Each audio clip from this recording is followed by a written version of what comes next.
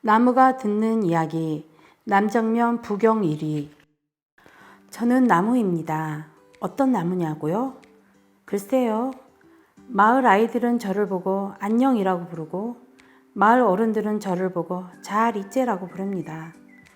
그래서 저는 어쩌면 이름이 없을 수도 있다는 생각을 합니다. 그런데 제 이름이 뭐가 중요한가요? 마을 사람들은 가끔 제 옆에 와 잠깐 눈을 감고 있거나 때때로 제 곁에서 흥얼거리고 언젠가는 제게 기대어 아무 얘기도 하지 않은 이야기를 합니다. 아, 저 할머니처럼요. 저기 저 할머니 보이시죠? 맞다. 할머니는 말을 잘 못 들으십니다. 그런데 신기하게도 제 말은 잘 알아들으십니다. 하지만 다른 사람들 말은 잘 못 들으시죠. 바로 저렇게요. 할머니 어디 가시나 봐요. 은탁이 어머니가 마당에서 빨래를 널다 할머니에게 인사를 합니다. 그러자 할머니가 은탁이 어머니를 보고 이렇게 말씀하셨죠. 은탁이 어머니가 난 밥 묵었다. 그러자 다시 은탁이 어머니가 지고 있던 빨래를 소쿠리에 넣어두고 할머니 가까이 와서 다시 물으십니다. 마실 가세요? 그러자 할머니가 은탁이 어머니 팔을 쓸어내리며 말씀하시죠. 그래, 네가 준 여름 김치랑 해서 밥 잘 묵었다. 은탁이는 서울서 학교 잘 댕기지. 저거 보세요. 은탁이 어머니가 저렇게 바로 앞에서 말해도 잘 못 알아들으신답니다. 나이가 들면 원래 귀도 어두워지고 눈도 어두워진다고 할머니가 말했어요. 그래도 잘 못 듣고 잘 안 보이는 게 그렇게 나쁜 것만은 아니래요. 젊었을 때는 너무 잘 보여서 울 일도 많았고 너무 잘 들려서 속상한 일도 많았다고 합니다. 물론 할머니가요. 할머니는 오늘도 버스 정류소에 오시나 봐요. 저기 동식이네 집을 지나고 골목을 돌아서 은지 슈퍼를 지나면 마을 앞 버스 정류소에 올 수 있답니다. 아, 그리고 저도 만날 수 있답니다. 저는 마을 버스 정류소 바로 옆에 서 있는 나무거든요. 저는 이 마을에서 제일 오래 살았어요. 100년쯤 살았으니까요. 저 다음이 할머니고요. 할머니는 매일 같은 시간에 버스 정류소에 오신답니다. 왜냐고요? 그건 할머니의 이야기를 더 들어보시면 알게 된답니다. 아이고 다리야.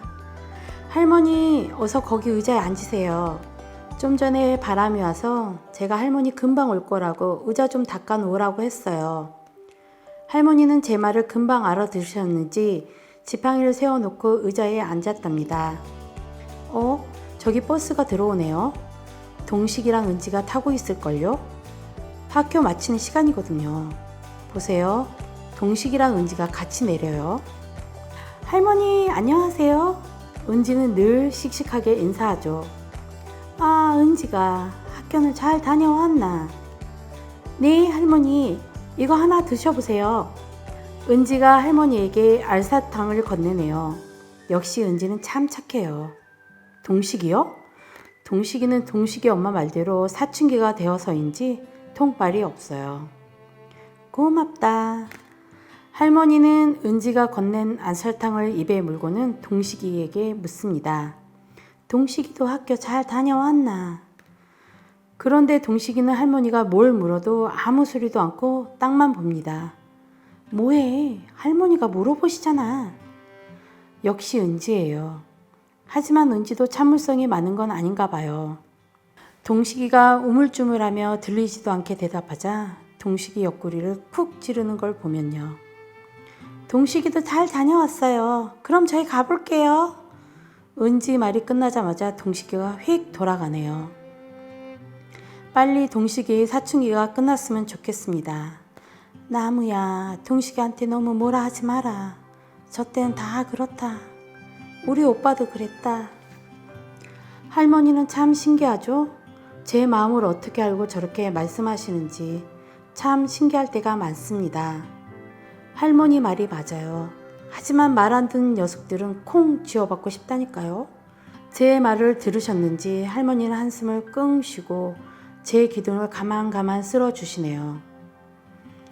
여태 살고 있으니까 이해 못할 게 하나도 없다. 할머니의 눈시울이 뜨거워졌어요. 할머니는 또 옛날 생각을 하시나 봐요. 할머니는 요즘처럼 매미가 뜨겁게 울면 70년 전 먼저 떠나보낸 할머니의 오빠를 생각하신답니다. 저도 그의 여름은 잊을 수가 없어요. 전쟁이 일어났죠. 마을 사람들 모두 산으로 숨었어요. 한동안 마을에 북한군이 내려와서 빈집에 들어가 먹을 거며 입을 거며 마음대로 가지고 가고 마을 곳곳을 쑥대밭으로 만들어 놓았어요. 그때만 생각하면 저는 지금도 마음이 너무 아파요. 겨우 집으로 돌아온 마을 사람들도 밤마다 내려오는 북한군을 피해 다시 도망을 갔죠. 할머니의 가족들도 마찬가지였답니다. 그런 사이 할머니 집에서 큰일이 났어요. 할머니의 어린 오빠가 학도병으로 전투에 참여하겠다는 말을 한 거예요. 안 된다. 니는 우리 장손이다. 어딜 가겠다고 그러노. 할머니의 어머니는 대문을 가로막고 아들을 막아섰죠. 오빠야, 가지 마라. 가면 안 된다. 아빠도 돌아가시고 오빠야까지. 안 된다. 못 간다. 어린 할머니도 오빠의 허리춤에 매달려 울먹였답니다. 하지만 통 자신의 속내를 안 드러내던 오빠는 그때만큼은 막무가내였어요. 제가 가야 해요, 어머니. 어머니의 어린 오빠는 자신의 친구들도 그랬고 마을 어른들도 그랬듯이 나라를 지켜야 한다고 했죠. 어머니의 말도 어린 여동생의 말도 듣지 않았답니다.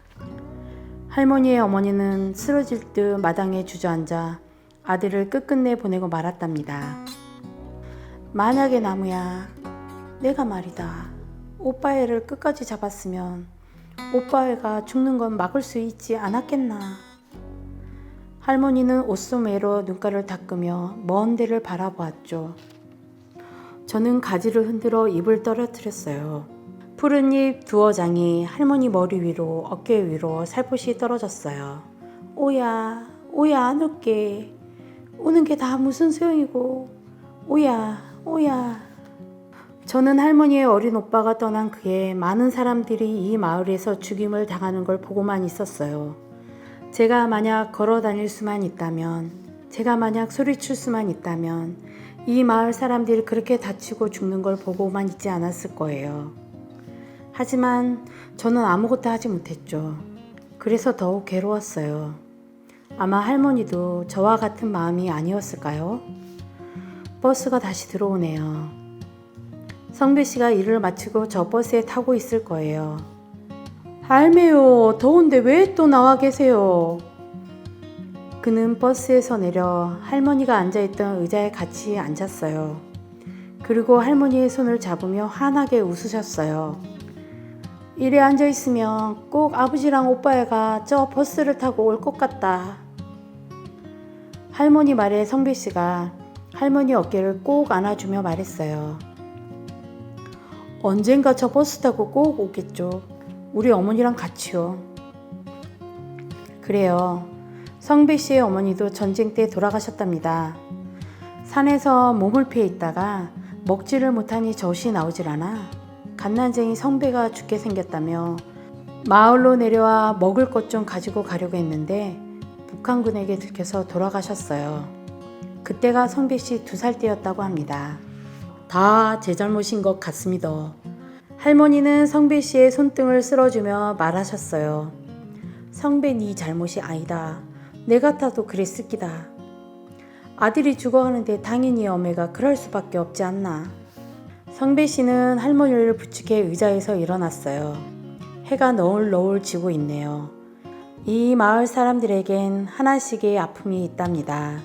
그런 아픔을 마을 사람들 서로가 가만가만 쓸어주고 안아주고 있어요.